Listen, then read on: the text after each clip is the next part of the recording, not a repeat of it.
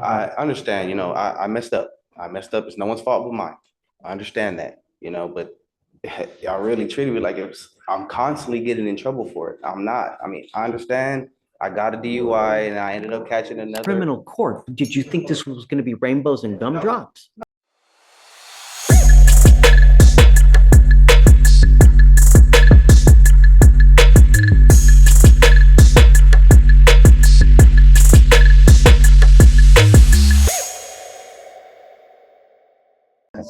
Varias.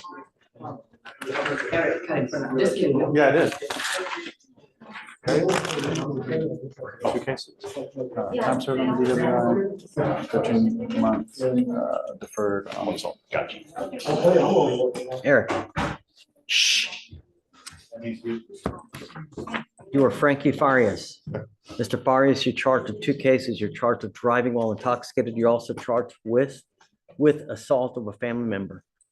You're facing up to a year on the assault case and or a $4,000 fine. And on the DWI, you're facing up to 6 months in jail and or a $2,000 fine.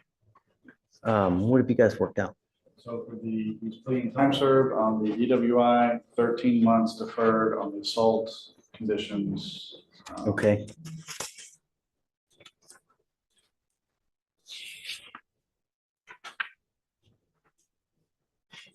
This is how you understand this agreement. I'm sorry. You have two agreements on both of your cases. On the DWI, they've offered you 3 days in jail, credit for the 5 days that you've done. But you need to understand that that charge will go on your record. It's going to be there for the rest of your life. From now on, you are facing a minimum of 30 days in jail. So this time served, it's a minimum of 30 days in jail. Anytime you get pulled over, an officer is going to look at your record. They're going to see this. What do you think they're going to do if you smell like alcohol or dope? Right. I would never, even if you've had a sip of alcohol, I would not get into a car because it is a humongous risk. As far as the assault of a family member is concerned, you've worked out an agreement. They're offering you a 13-month deferred. Deferred is a type of probation that if you successfully complete it, you do not end up with a conviction on your record. You must understand, though, that this comes with an affirmative finding of family violence, meaning that if you ever pick up another one of these cases, even if you successfully complete the deferred, you will be looking at a third-degree felony, a minimum of 2 years in prison, a maximum of 10 years in prison. You can also never own a gun or ammunition as well. You will be signing this other piece of paper here, which is a written admonition that you are ineligible to possess a firearm or ammunition as a result of this plea bargain agreement as well. What you need to understand, it's firearm is a very loose term. So you need to understand, if you don't understand what a firearm is or what a weapon is, you need to talk to a lawyer because that's one of the conditions. Do you understand? When you pick up criminal cases, there are a lot of collateral consequences, as you now see. It can impact you in ways that you never, ever see. That's why you need to strive to never pick up any kind of cases. And when you pick up multiple successive cases, it kills you. And now you're ending up with these things, with both of these. Anytime you come into a contact with an officer and they look at your record, you think that you'll get the benefit of the doubt. Be careful. That's all I'm going to tell you is be careful. Now, part of the agreement on the deferred, you need to also understand you give up nearly every right known to man by entering this agreement. If you fail to live up to the terms of this agreement, we will issue a warrant for your arrest, put you in jail, and now you're looking at an entire year that you authorized to put you in custody if you violate this. You understand? For you to complete this successfully, you have to do a batterers intervention prevention program, what's called a BIP class. This is a 15-week, I'm sorry, is it eight? It's 18, right? 18-week class that you have to go to 1 time a week for 8. You don't have to do this. You can set your cases for trial if you don't want to do this. Well, look, if you have that kind of attitude and you go into it, Have attitude, Judge, is just, I mean, I understand, I messed up. I messed up. It's no one's fault but mine. I understand that, but y'all really treated me like I'm constantly getting in trouble for it. I'm not. I mean, I understand. I got a DUI and I ended up catching another. Criminal court. Did you think this was going to be rainbows and gumdrops? No, I didn't think that. I'm just, it's just. And here's the thing, though, Mr. Faris, what you need to understand is if you think it was bad here, that's what you're saying to me now. If you think it's bad now, wait till you get out there in the free world with even more conviction on your record. Life will only get more difficult with the more convictions that you get. I hadn't been getting in trouble for the past year. I got that DUI in 2020. I have not been in trouble for it since then. So y'all treating me like if I'm constantly getting in trouble for it. And I'm not trying to be rude. I'm really not. How did we treat you that you're constantly in trouble? Tell me. This is a conversation. No, but Nathan, I want him. How did we treat you in what way? I mean, I'm not Tell saying me. y'all treating me in any way. It's just like the way you talk to me. I have like I'm just a hardened criminal. All I did was I was young. I made a mistake. I was 20. I made a mistake. I was drinking. It was just a mistake. Please do not admit to committing the offenses. We actually haven't been found guilty yet. You mean how I'm talking to you right now? Yes, sir.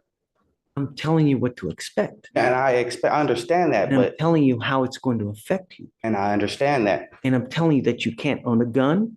That's fine. No problem. You can't own any ammunition. That is fine. No problem whatsoever. If you pick up another assault like this, you're looking at 2 to 10 in the penitentiary. See, but I didn't assault nobody, but I You're pleading understand. guilty to assaulting. But I understand. You're- I'm not going to take your agreement. If you're telling me you're not guilty, then we're not going to do it. That's how this works. You're pleading guilty and admitting that you committed a crime. Okay. If you stand up here and say that you didn't commit a crime, No, then no, you're not pleading this guilty. isn't like, I don't, it's not a game. And I'm not going to let you Understand that. plead guilty if you're not guilty. If you're not guilty, then let's try it. I'm not taking your plea of guilty if you're not guilty. That's it. You know, At this point, I politely request that we reset this case, short distance, have the client's appearance be required. well, hold on a second. How old is the case? I mean, the case is from The- 20, it's 510 days old. No, we set the case for trial today. We'll do that. That's it. And I'm not here to play games. If you're either guilty or you're not guilty, but we don't plead people guilty when they're not guilty. That's not a game that we play here. And understand the way I talk to you now is in hopes that you don't pick anything up in the future, I because I haven't. do you know how many times I hear that? I'm pretty sure you hear it on an everyday basis. I'm Every- sure you do. Same. But I am one of those persons that means it when he says it. I'm gonna hit the pause button. You This- pick up a case in 2020, and now you pick up a case in 2023. I'm gonna hit the pause button here. What you're getting upset about is actually the language that the judge is required to say. He's not admonishing you about anything special about your case. He doesn't care anything about you, Mm, but what you're pleading guilty No, to carries you're- with it these consequences. I understand. If you plead guilty to an assault family violence, there's an affirmative finding of family violence, as was explained to you. A second offense is automatically a third-degree felony. Third-degree felony punishment range is 2 to 10. If it's a strangulation, it's now 2 to 20 because it's a second-degree felony. This is automatic, has nothing to do with you, only has to do with what you're pleading guilty to. The DWI is similar in concept. If you plead guilty to DWI today and get convicted, which is what you're planning on doing, the second one is automatically a Class A misdemeanor with a maximum punishment of a year in county or a $4,000 fine. That has nothing to do with the facts of your case and your level of guilt. It's just the fact that you are pleading guilty.